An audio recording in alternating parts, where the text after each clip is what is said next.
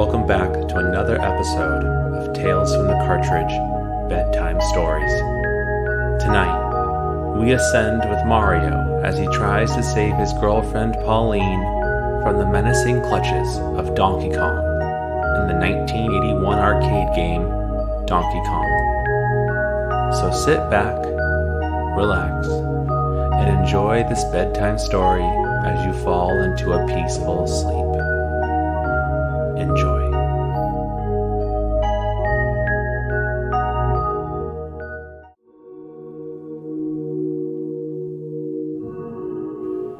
Our story begins as menacing music plays, while a large ape known as Donkey Kong carries Mario's beloved girlfriend Pauline up a ladder. Climbing higher and higher with Pauline in his arms, Donkey Kong quickly makes it up 6 stories and places her on top of a small landing on the 7th story. His massive ape body jumps up and down as he pounds his chest in a taunting manner. With the weight of his body coming down with each jump, the floor beneath him and all 6 stories begin to shift and break, leaving staggering and uneven flooring. Many of the small ladders serving as a way between the floors are now broken. Few remain intact. Pauline, in her bright pink dress and strawberry blonde hair, frightened, stands on top of her platform and screams at the top of her lungs for help. Donkey Kong stands directly below her and prepares his pile of barrels to defend himself. He smiles, for he knows Mario can't be far behind to get his girlfriend back. He appears, the carpenter in his blue overalls and red shirt. Wearing a bright red cap, he walks along the first level looking at all the destruction. He hears Pauline screaming for help. In the distance, he sees a broken ladder. The bottom portion of it is still intact, but unfortunately, Mario's too short to reach the top of the upper half of the ladder. As he moves up the uneven flooring, suddenly, barrels start falling from above. Doing his best to dodge each barrel coming towards him, he finds another ladder. It looks much better than the last. He climbs as fast as he can and makes it to the 2nd story.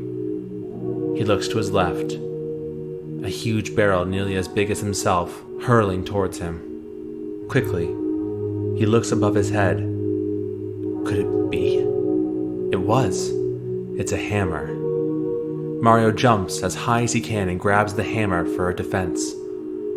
Swinging the hammer as fast and as hard as he can, Mario is able to smash the barrels heading towards him.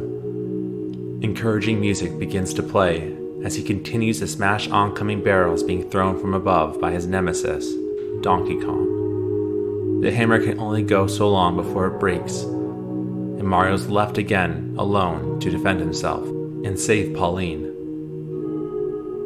Luckily, the hammer allowed Mario to safely make it to the next ladder, leading him towards the 3rd floor. Donkey Kong was relentless.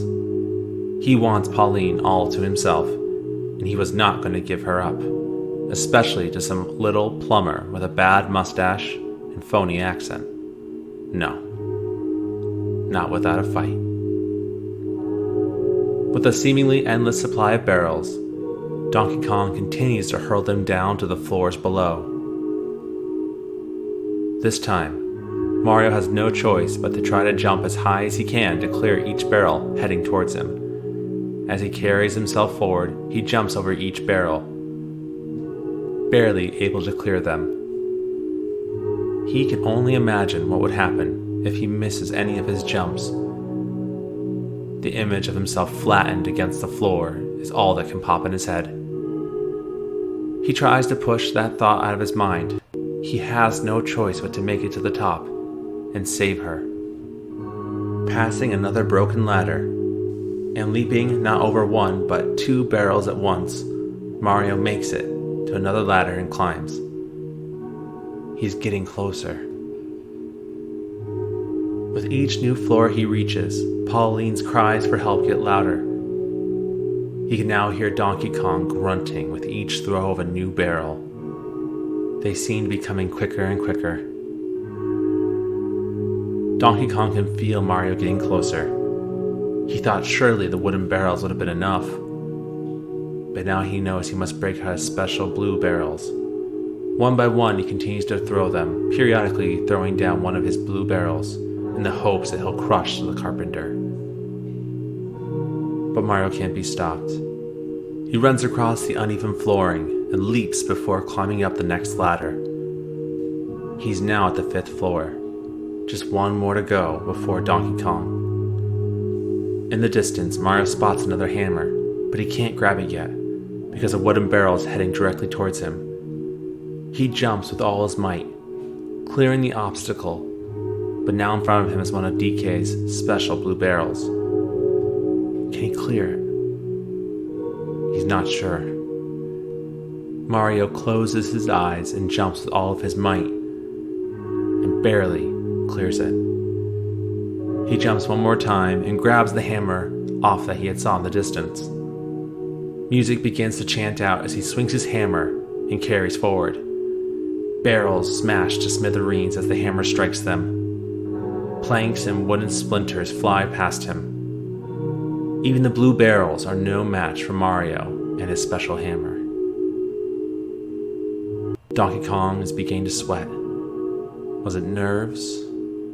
Was he tired from throwing so many barrels? Or was it just really hot on the 6th floor with all of his hair? Heat does rise, after all. But it was no matter. He had to stop Mario. Mario's hammer lasts long enough to lead him across the entirety of the 5th floor and to another ladder. The final one that led him to his nemesis. A barrel comes crashing down the ladder and rolls past Mario. He quickly climbs up before another barrel has time to knock him off.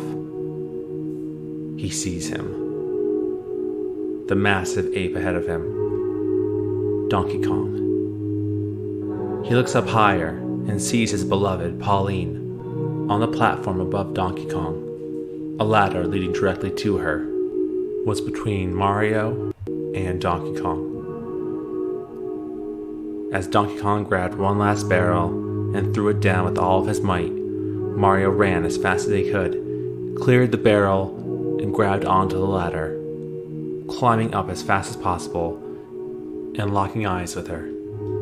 She was radiant, smiling at the sight of the carpenter that she loved. It was almost as if a heart appeared above them as they were in bliss. But it didn't last long. The heart above cracks as Donkey Kong grabs Pauline and climbs higher and higher out of sight. Mario stares in anger and disbelief. He has no choice but to follow behind Donkey Kong to save his beloved.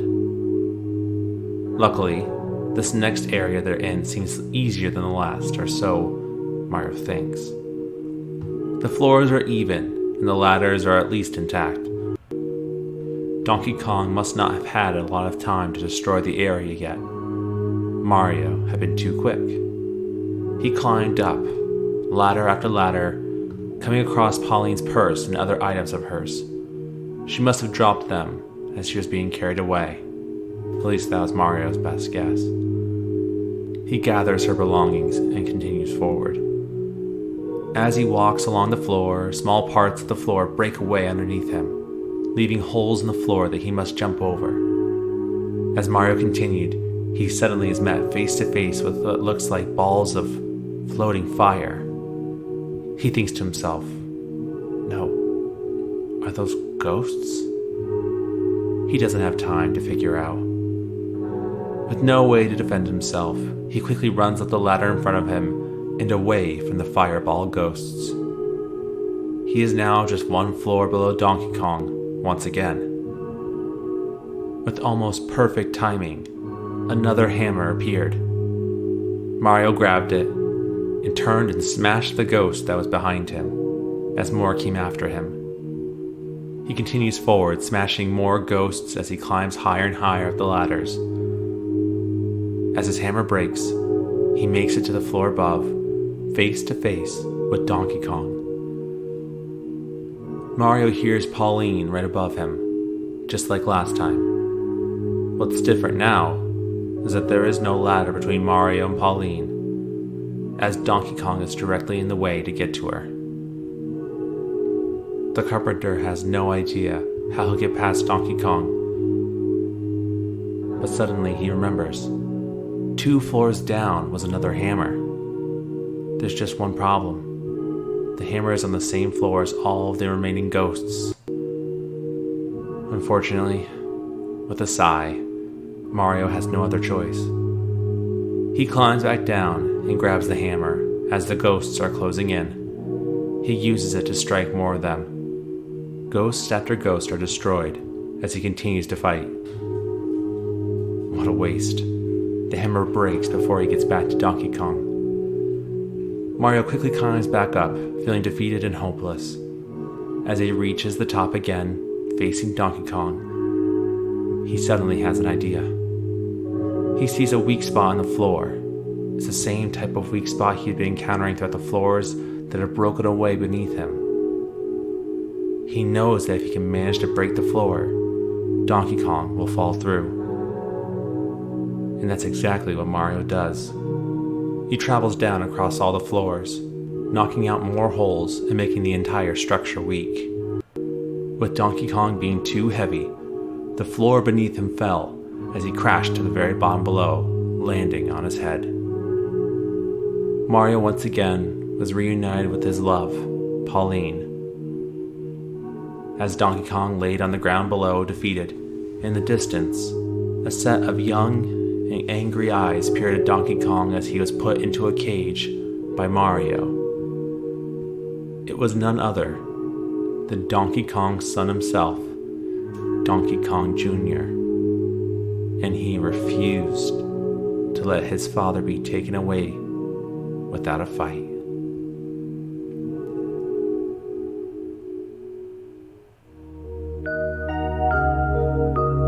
Thank you for joining us for another episode of Bedtime Stories. We'll be back next month with our conclusion to our Street Fighter bedtime story.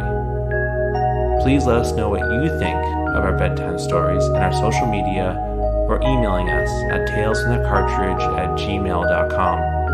All of the E's are 3's. We'd love to know what you like, don't like, and the stories you'd like us to cover next.